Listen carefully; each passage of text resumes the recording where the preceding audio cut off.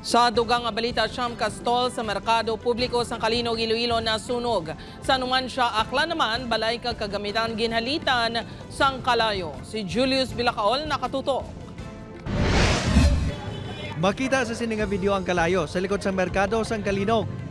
Sa sulod sa merkado, makita naman ang mga stall nga ginalamon sang kalayo.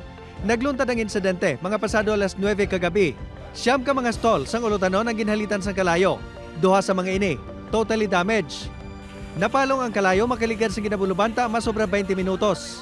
Base sa inisyal nga pagpangusisa sa Kalinog Fire Station, posible koneksyon sa kuryente sa isa sa mga stall ang gintunaan sa sunog. Kayang ila, di nga linya, to sir, mga sugpon-sugpon mo, mga octopus connection. Oo.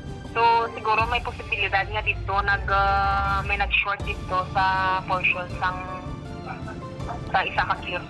Wala pa sa napagawa nga estimate ang BFP sa balor sang halit sang kalayo.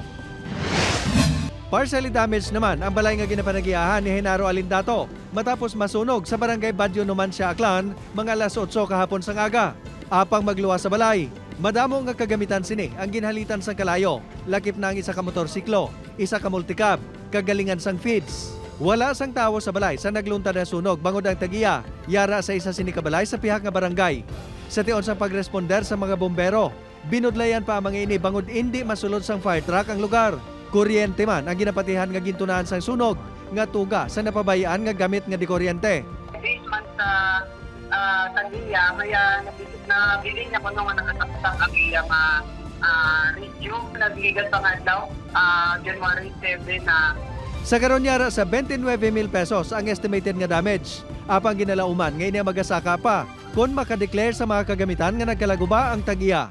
Upod kay Cirilo Rendoque, Julius Bilakaol. 1. Western Visayas.